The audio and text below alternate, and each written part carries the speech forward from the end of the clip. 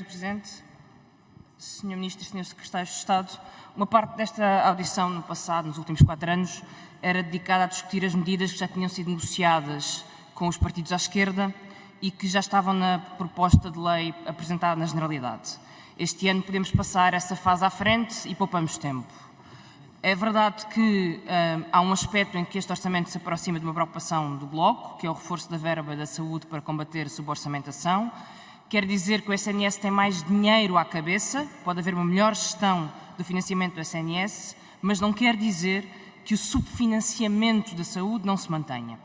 Basta ver que o novo plano plurianual de investimentos na saúde, no valor total de 86 milhões de euros, o montante para equipamentos de meios complementares de diagnóstico e reforço de meios informáticos é 33 milhões de euros e as necessidades identificadas são de 1.000 milhões de euros. Não há muito mais a dizer sobre medidas concretas neste orçamento. Há intenções no relatório, eu posso aguardar um pouco para que o Sr. Ministro possa ter a oportunidade também de... há intenções no relatório que não têm tradução na lei e, portanto, não têm validade. Há formulações na lei que são processos de intenções. O IVA da eletricidade é um exemplo. Depende de uma autorização que talvez chegue de Bruxelas, num modelo que ninguém conhece, com uma despesa fiscal que não está prevista nem é assumida. A valorização dos salários da função pública, com todo o respeito, é uma afronta para funcionários públicos que tiveram o salário congelado durante mais de uma década e têm salários tão baixos. E há outras questões. Na verdade, não há um aumento do financiamento do PARTE, porque contabilizava 9 meses no anterior ano e agora são 12 meses. E até a verba do IRU, que o Sr. Ministro aqui disse que duplicou, não duplica. A verba do IRU não duplica. E o dinheiro que é atribuído ao primeiro direito é conseguido à custa dos restantes programas de habitação do IRU. E, portanto, não havendo nada de muito mais nem de muito novo, este orçamento vive à conta de medidas que foram negociadas e aprovadas na anterior legislatura e que ainda têm alguns efeitos em 2020. Eu sei, porque vi a apresentação que o Sr. Ministro fez do Orçamento do Estado, que as medidas de futuro não são a preocupação do Ministério das Finanças nem do Sr. Ministro.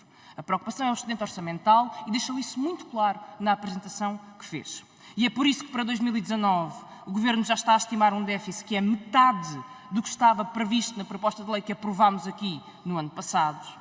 É por isto que para 2020 não há margem para descer o IVA, nem para aumentar a despesa em equipamentos de saúde, nem para avançar com um programa a sério para os cuidadores informais que larga os projetos piloto, que têm uma aplicação muito reduzida.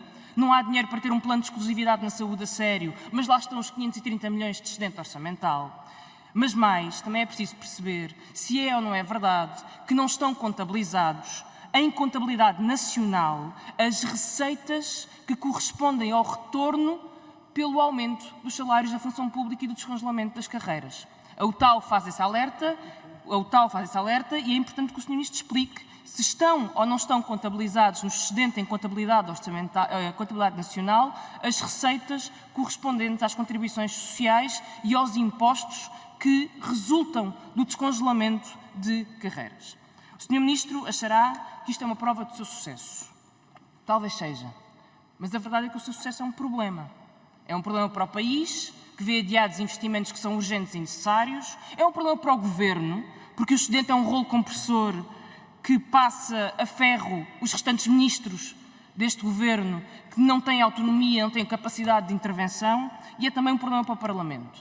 Porque a verdade é que as contas não são claras, as contas que vêm nos relatórios do orçamento não são claras e sistematicamente continuamos a ser confrontados com um orçamento que não é executado tal qual é apresentado na Assembleia da República e isto é um problema político. Mas deixemos as contas em contabilidade nacional e passemos às contas em contabilidade pública, que nos dá uma visão de tesouraria da gestão das contas públicas. O Governo executou em 2019 menos 2.287 milhões de despesa em contabilidade pública. São 1.037 milhões a menos na aquisição de bens e serviços. E são 1.383 milhões a menos em investimento que estavam previstos, que tinham autorização de despesa do Parlamento. Aliás, esses dados fazem parte do debate orçamental que tivemos aqui no ano passado, mas que não foram executados. E isto, Sr. Ministro, tem um nome, é má gestão. O Sr. Ministro vem aqui dizer que o país não se pode cansar de cumprir. quando na verdade nem o Governo nem o Ministério das Finanças cumprem aquilo que vieram apresentar à Assembleia da República no ano passado, quando pediram autorizações de despesa, porque essa despesa é necessária nos ministérios e é necessária no país.